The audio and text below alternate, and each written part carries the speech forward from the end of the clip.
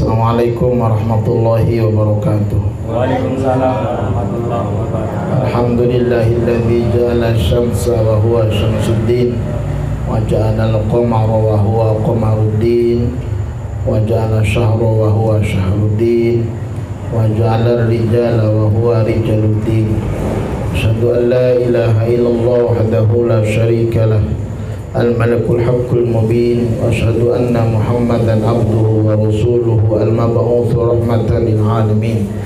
Allahumma salli wa sallim wa barik ala sayyidina wa habibina wa syafi'ina wa maulana Muhammadin wa ala alihi wa ashabihi ajma'in, amma ba'd.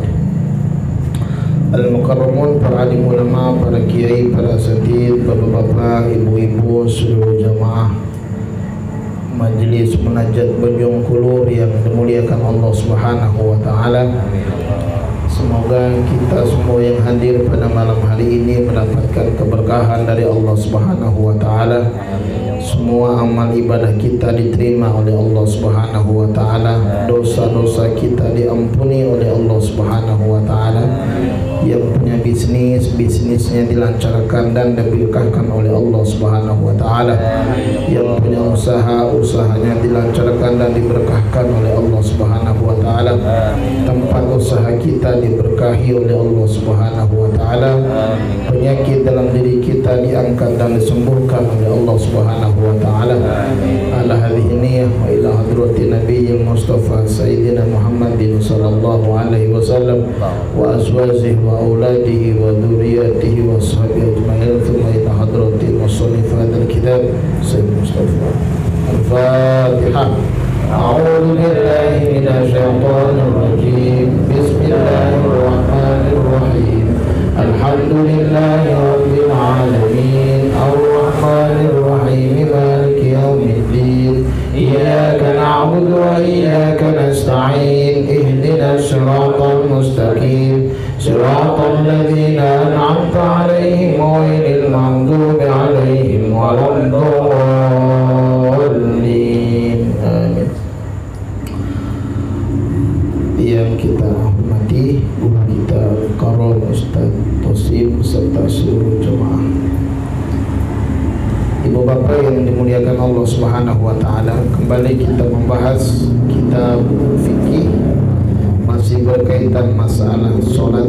Kalau pada bulan yang lalu kita telah membahas solat-solat sunnah, maka sekarang kita masuk kepada fasal yang baru. Bismillahirrahmanirrahim. Faslun, bermula ini satu fasal. Wa syaraitu sholati, dan bermula beberapa syarat solat. Qabla dukhuli, sebelum masuk, fiha, pada waktunya solat. Itu satu asya'a, ada 5 beberapa perkara.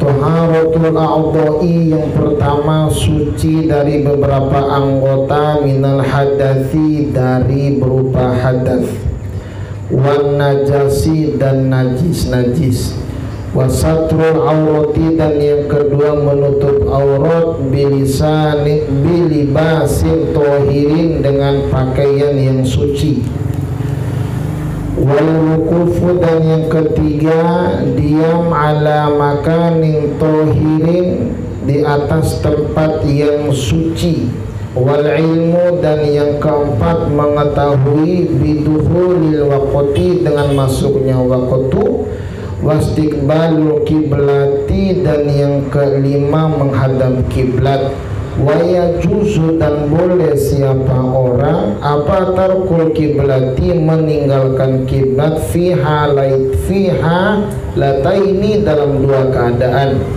Fi syiddatil khaufi, yang pertama dalam ketakutan yang sangat, wa fi nafilati, dan yang kedua di dalam solat sunnah, fi safari, pada perjalanan, ala rohilati, di atas kendaraan. Ibu bapak yang sama-sama dimuliakan Allah Subhanahu wa taala, pada faham belum nih?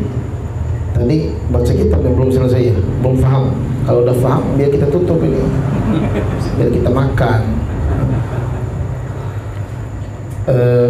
Sholat itu ada rukunnya, ada sunnahnya, ada syaratnya. Nah, malam hari ini yang kita bicarakan adalah syarat daripada sholat. Ingat, syarat itu sesuatu yang dilakukan dan wajib diamalkan sebelum kita melakukan satu kewajiban. Itu syarat. Syarat itu wajib. Nah, dalam hal ini syarat sebelum masuknya sholat. Nah, ada berapa? Ada 5. Pertama, taharatul a'dha'i minal hadathi, suci dari beberapa anggota dari hadas-hadas. Ada berapa hadas tuh, masih ingat? Pada bab taharah, hadas ada 2. Ada hadas yang kecil, ada hadas yang besar. Hadas yang kecil itu dengan cara kita berwudu untuk menghilangkannya, dan hadas yang besar dengan cara kita mandi junub atau mandi besar. Kita sudah paham apa saja yang menyebabkan batalnya wudu kita. Nah, kalau sudah batal wudu, kalau ingin mendirikan sholat, maka harus menghilangkan hadas kecil dengan cara mengambil air wudu. Nah, kalau ada hadas besar kita, ya kan, mau sholat subuh, ya kan, terus malamnya habis begituan, maka dia wajib mandi junub, mandi besar. Nah, kalau tidak mandi dan kalau tidak mengangkat hadas kecilnya atau hadas besarnya, sementara dia mendirikan sholat, maka sholatnya tidak sah. Kata Allah, kata Nabi, la yaqbalullahu sholatan bighairi tuhurin. Allah tidak menerima sholat kecuali dengan cara mengambil air wudu atau mengangkat hadas besar, artinya bersuci tadi itu. Nah, ibu bapak yang dimuliakan Allah Subhanahu wa ta'ala, itu pertama suci dari hadas dan suci dari najis. Nah, ingat najis ada berapa? Ada najis mughalladha, ada najis mukhaffafa, ada najis mutawassito. Nah, orang mau mendirikan sholat harus suci daripada najis-najis tersebut. Kalau kita sholat di situ masih ada najisnya, maka sholat kita tidak sah. Itu sudah kita sampaikan pada kitab Taharah. Nah, ibu bapak yang dimuliakan Allah Subhanahu wa ta'ala, apa menjadi dasarnya daripada argumentasi ini? Dalam Al-Quran Allah Subhanahu wa ta'ala berfirman, ya ayyuhalladzina amanu idza qumtum ila sholati faghsilu wujuhakum wa aydiyakum ilal marafiqi wamsahu bi ru'usikum wa arjulakum ilal ka'bain wa in kuntum junuban fattahharu. Wahai orang-orang yang beriman, apabila kalian ingin mendirikan sholat, saat orang beriman mau mendirikan sholat ada syaratnya. Apa syaratnya? Faghsilu wujuhakum, maka basuhlah wajah kalian. Ini perintah apa? Perintah mengambil air wudu untuk menghilangkan hadas kecil. Wa aydiyakum, dan basuhlah tangan kalian, ilal marafiqi, sampai kedua siku kalian, wamsahu biruusikum, dan usaplah kepala kalian, wa arjulakum, dan kaki kalian, ilal ka'baini, sampai kedua mata kaki, wa in kuntum junuban, apabila kalian punya junub. Nah, berarti hadas besar, fattahharu, maka bersucilah. Nah, ayat ini perintahnya 2. Perintah untuk menghilangkan hadas kecil dan perintah untuk menghilangkan hadas besar apabila kita mau mendirikan sholat. Ini syarat sholat yang pertama. Ada lagi hadis dari baginda Rasulullah sallallahu alaihi wasallam masih berkaitan masalah ini. Dalla ala dzalik, dalil yang berkaitan dengan itu, amarahu sallallahu alaihi wasallam bi ghuslin najasati, diperintahkan oleh baginda Rasulullah sallallahu alaihi wasallam untuk menghilangkan najis. Jadi ada beberapa najis, ada 3, jangan lupa. Ada salah satu hadis dari baginda Rasulullah sallallahu alaihi wasallam, fa idza aqbalatil haidatu fatrukis shalah fa idza dhahaba qadaruha faghsili anki damma wa sholli. Kata Nabi, apabila kamu menghadapkan haid, apabila kamu sedang haid, gitulah. Apabila kamu sedang datang bulan atau datang men orang bilang, atau sedang haid bahasa hadisnya, fatruki sholah, maka tinggalkanlah sholat.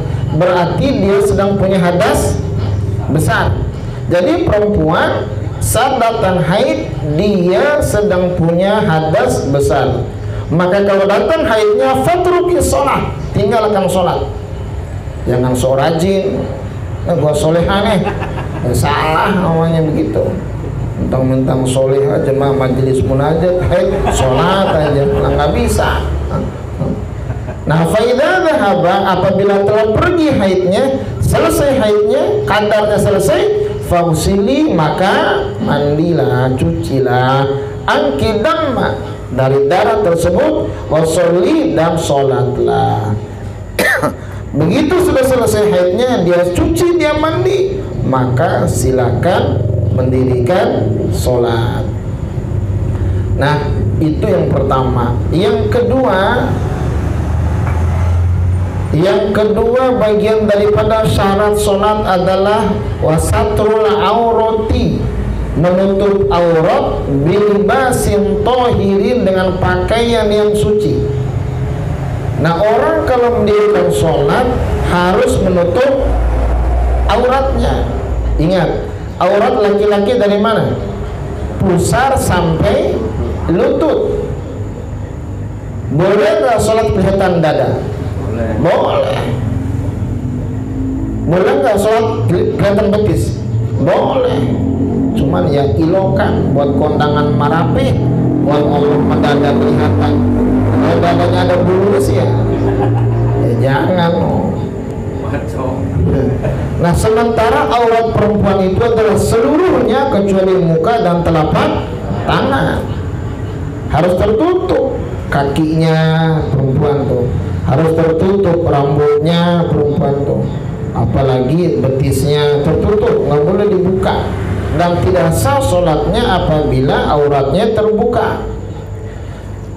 Dan pakaian itu tohirin, yang suci.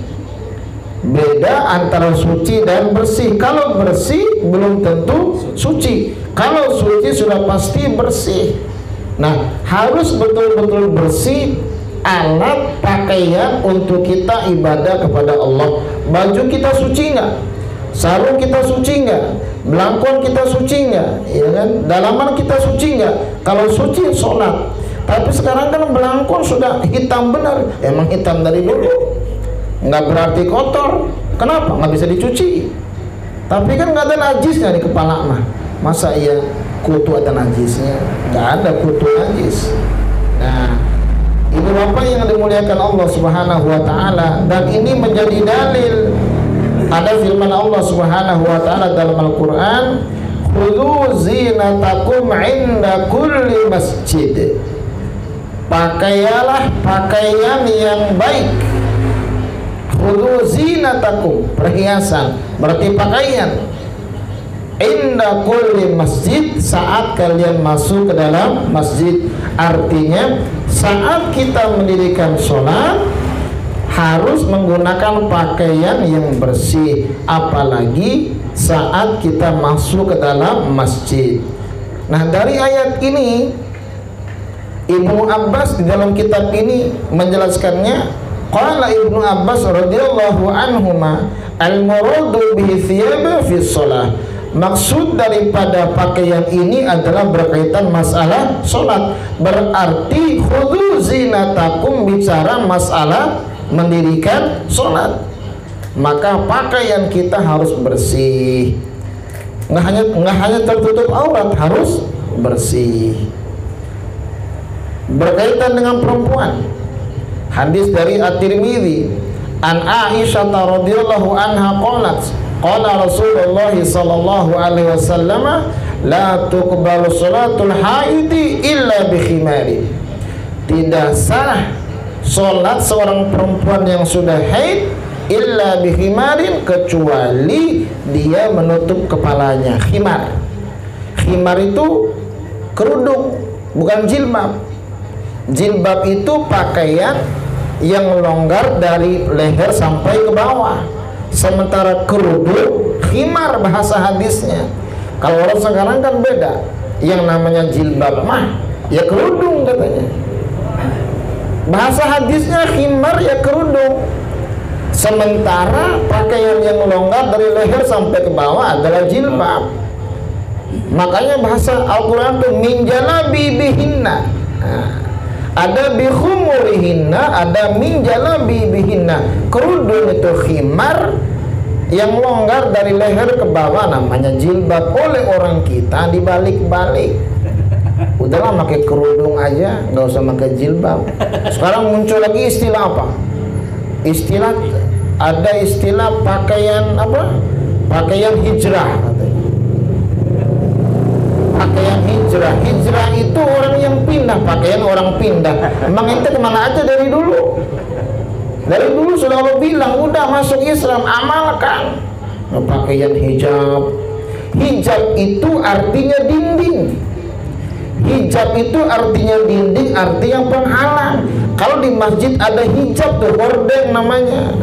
Kemana-mana bawa hordeng. Ente mana hijabnya? Hordeng di rumah. Gitu loh. Jadi beda, ada hijab, ada jilbab, ada khimar. Kalau jilbab itu adalah pakaian longgar dari leher ke bawah.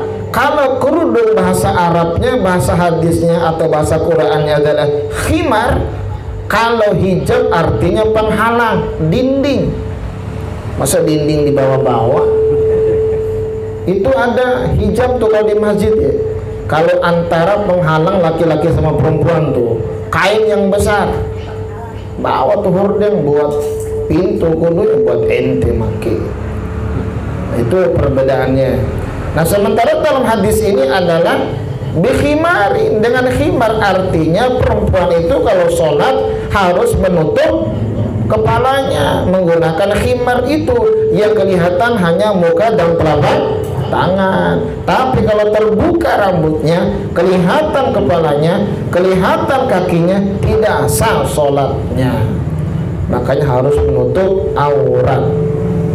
Nah, ibu bapak yang dimuliakan Allah Subhanahu wa ta'ala, ada yang aneh yang saya lihat. Para laki-laki ini, maaf, saya sering lihat kalau di masjid ada laki-laki yang pakai kaos pendek. Kaos pendek, kalau ruku kelihatan bokongnya. Iya kan? Kelihatan bokongnya, apalagi kalau sujud. Tuh tangannya ke bawah yang kanan, tangan kiri naik ke atas tuh, tarikin. Nggak sah sholatnya. Tuh kalau nggak ngaji begitu. Dalamnya kelihatan. Kelihatan sampai sempaknya kelihatan. Bokong kelihatan, udah burik lagi kan. Udah gitu ada tulisan di belakang gua kan. Bukan di sempak nggak ada tulisannya, paling Sony tulisannya, nama CD-nya itu. Nggak boleh, nggak sah sholatnya. Maka orang kalau mendirikan sholat jangan sampai auratnya kelihatan. Tuh, auratnya ini kan aurat ini. Aurat. Masih mendingan pakai baju yang dadanya kelihatan ketimbang bokong kelihatan. Laki-laki itu begitu. Cuman yang ilokan, buat Allah dada kelihatan, buat Allah bokong kelihatan. Kalau kondangan aja semprot sampai berkali-kali itu paham. Mana? Nah, ibu bapak yang dimuliakan Allah Subhanahu wa ta'ala harus menggunakan pakaian yang menutup aurat dan yang suci. Nggak boleh yang ada najisnya. Itu yang keberapa tuh? Yang kedua. Yang ketiga, wal wuqufu ala makanil tohirin, dan diam, artinya kalau sholat berdiri di atas tempat yang suci. Tuh. Jangan sholat di tempat yang ada najisnya. Sholat di tempat yang suci. Ada hadis dari baginda Rasulullah sallallahu alaihi wasallam, dalla ala dzalik amarahu Rasulullah sallallahu alaihi wasallam bisabbil ma'i ala baulil a'rabi fil masjid. Yang menunjukkan hal itu adalah bahwa baginda Rasulullah sallallahu alaihi wasallam memerintahkan sahabatnya untuk menyirami, mengairi kencingnya orang Arab yang ada di dalam masjid. Kan ada kisah tuh, sama sahabat Nabi dan para sahabat lagi pada ngumpul di masjid. Tiba-tiba datang orang Arab pedalaman yang Bang Desolah gitu, Arab. Orang kalau nggak kolonial lah gitu kan, Badui, orang pedalaman tuh datang. Tiba-tiba, namanya juga orang pedalaman, nggak tahu mana masjid mana enggak, dikira orang kopi kali itu. Dia buka seleting celananya, dia langsung berdiri buang air di situ. Laki-laki berdiri dia buang airnya. Nah kalau perempuan repot urusannya. Berdiri dia. Sahabat sudah pada marah, kurang ajar loh, wah bacok loh, kata Nabi. Sabar, sono ambil air disiram toh. Cuman dulu masjidnya nggak ada keramik. Lah kalau masjid kayak sekarang ada keramik ya harus dicuci dulu, digosok pakai sabun. Apalagi kencing orang pedalaman yang makannya jengkol, makannya pete kan lumayan wanginya. Nah kalau zaman dulu, zaman Nabi cuma langsung padang pasirnya, kencing di pojokan masjid, nggak ada keramiknya, cukup dibanjur menggunakan air, maka nyerap ke dalam, hilang najisnya. Kalau masjid sekarang ada keramiknya, dicuci, digosok, pakai pewangi. Sebab yang namanya najis itu adalah nggak boleh ada baunya, nggak boleh ada rasanya, nggak boleh ada bentuknya. Kalau masih ada berarti najisnya masih ada. Sholat di situ nggak sah sholatnya. Tuh, harus tempat yang bersih, tempat yang suci. Nah, ibu bapak yang sama-sama dimuliakan oleh Allah Subhanahu wa taala, yang ke berapa nih? Sekarang yang keempat, wal ilmu biduhuril waqti. Tahu akan masuknya waktu. Artinya tahu waktu sholat. Ini kira-kira waktu sholat maghrib nggak ya? Nah, gitu. Tahu waktu sholat asar, tahu waktu sholat zuhur, tahu waktu sholat isya, tahu waktu sholat subuh. Kalau nggak tahu waktu, nggak ada kewajiban untuk mendirikan sholat.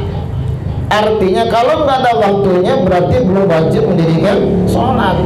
Umpama zuhur jam berapa? Jam 12 lewat 5 menit, jam 11, di situ nggak ada kewajiban sholat zuhur, masih jam 11. Gitu kan, kerajin amat. Rajin sholat subuh, bangun jam 3, sholat subuh ada qunutnya jam 3, nggak ada, waktu nggak ada, belum masuk waktunya.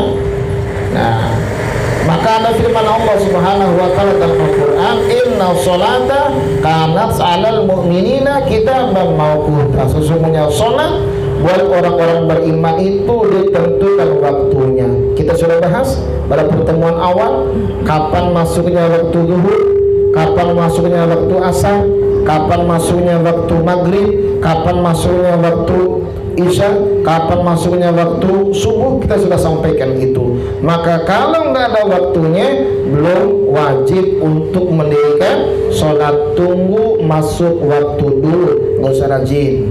Rajin kalau ada waktunya, gitu. Nah, ibu bapak yang sama-sama dimuliakan oleh Allah Subhanahu wa taala,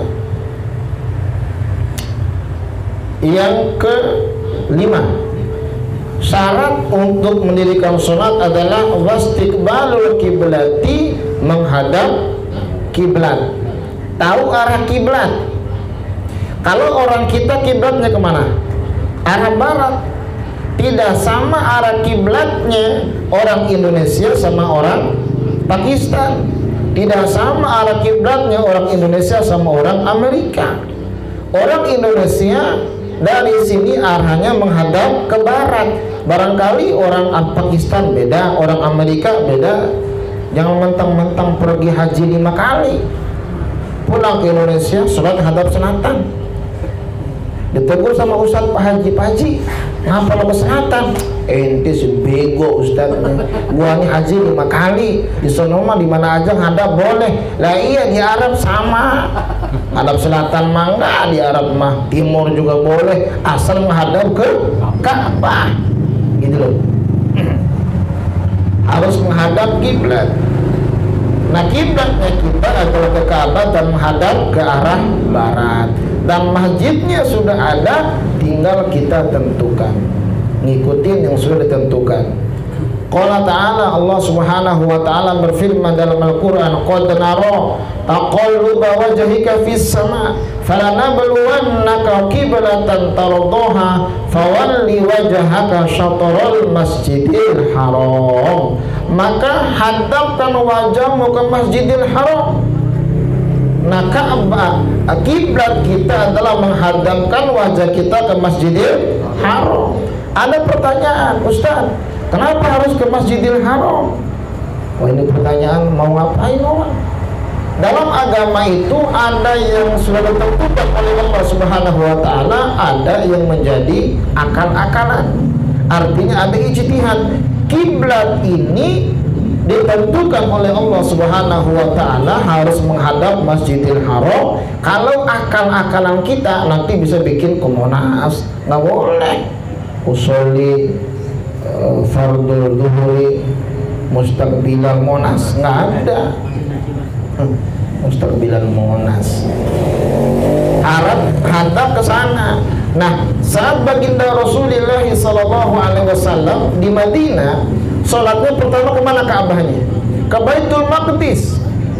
Ke Baitul Maqdis yang ada di Palestina. Jadi sholatnya Nabi Muhammad awal-awal di Madinah itu menghadap ke Baitul Maqdis, itu mengambil hatinya dulu orang-orang Yahudi, orang-orang Nasrani. Maka perintah ayat berikutnya adalah harus digiring untuk menghadap ke Masjidil Haram. Fawalli wajhaka syatrul Masjidil Haram. Nah, sekarang alhamdulillah sudah pada hadap ke sana. Nah, kenapa harus hadap ke Ka'bah? Ka'bah itu berkah. Apa ayatnya? Inna awwala baitin wudi'a lin-nasi lalladzi bi Bakkah mubarakah wa hudan lil alamin. Sesungguhnya rumah pertama yang dibangun oleh Allah Subhanahu wa ta'ala untuk ibadah adalah Makkah. Bakkah ai Makkah, wa hudan lil alamin, dan petunjuk bagi seluruh alam. Nah, Makkah itu mengandung Ka'bah, mengandung berkah. Ada apa di Makkah? Ada Ka'bah berkah. Ada apa lagi? Hajar Aswad berkah. Ada apa lagi? Hijr Ismail berkah. Apa lagi? Multazam berkah. Apa lagi? Maqam Ibrahim berkah. Bahkan di maqam Ibrahim itu ada perintah salat dalam Al-Quran. Wattakhidhu min maqami Ibrahim shalah. Salatlah kamu di maqam Ibrahim. Apa arti maqam di situ? Telapak kaki. Telapak kakinya Nabi Ibrahim itu berkah, bukan telapak kaki kita. Ada tai kotornya kalau kita mah. Tuh indahnya. Berarti mendatangi orang soleh berkah. Telapak kaki Nabi aja berkah. Nah, kalimatnya adalah bibakkata mubarakah, Makkah yang mengandung berkah. Dan di Makkah banyak situs sejarah peninggalan baginda Rasulullah sallallahu alaihi wasallam. Itulah yang membuat Makkah berkah. Ada Ka'bah dan berbagai macam yang lain. Nah, ibu bapak yang sama-sama dimuliakan oleh Allah Subhanahu wa ta'ala. Sekarang pertanyaannya, bagaimana kalau kita di atas kendaraan? Nah, kelanjutan dalam kitab ini adalah waya juzu, dan boleh tarku kiblati fi halataini. Ada dua, boleh kita tidak menghadap kiblat. Apa saja? Fi syiddatil khaufi, pada keadaan yang sangat takut, ya kan? Saat kita kegentingan, ketakutan zaman perang, boleh menghadap kemana aja. Ketakutan yang sangat, tidak mungkin kita menghadap kiblat, maka boleh menghadap kemana saja asalkan hati kita ke Allah, gitu kan? Yang kedua, saat kita sholat sunnah, boleh kita tidak menghadap kiblat fi safar, dalam perjalanan. Kita naik mobil tuh boleh sholat kemana aja, ikutin arah mobil. Jangan bilang pir barat, nggak bisa. Masa kita setir sopir bisa mundur lagi, urusannya macet total. Kita lagi pergi arah ke Jawa sono kan arah mana tuh Jawa? Timur. Arah timur ya. Sholat ke barat. Pir barat gua mau sholat nih. Gak bisa. Bandung. Islami benar itu maksudnya di giring-giring nggak bisa sholat. Kata Allah apa? Fa aina ma tuwallu fa thamma wajhullah. Di mana saja wajahmu berada, wajahmu menghadap, di situ ada Allah. Ini ayat hanya berlaku buat sholat di atas kendaraan, sholat karena ada kegentingan, dan sholat di tengah hutan nggak tahu mana arah kiblat. Sholat saja. Yang penting hati kita arah kiblat, niatkan. Nah itu yang boleh tuh. Nah ibu bapak yang sama-sama dimuliakan Allah Subhanahu wa taala, ada hadis dari Nabi, "Idza qumta ila sholati fasbighil wudu tsumma istiqbalil qiblata fakabbir." Apabila kamu ingin salat, fasbighil wudu. Apabila kamu ingin salat, maka sempurnakan wudu, tsumma istiqbil qiblata fakabbir, kemudian hadap kiblat dan bertakbirlah, ai salatlah. Nah ini para jemaah sekalian, ada berapa? Ada 5. Yang pertama adalah harus suci daripada anggota wudu dan anggota daripada hadas besar. Suci dari najis, menutup aurat dengan pakaian yang suci, di tempat yang suci, terus mengetahui masuknya waktu dan menghadap kiblat. Wallahu a'lam bishawab. Kita kelanjutannya membahas masalah rukun salat. Wallahu a'lam bishawab. Hasbunallahu wa ni'mal wakil. Assalamualaikum warahmatullahi wabarakatuh.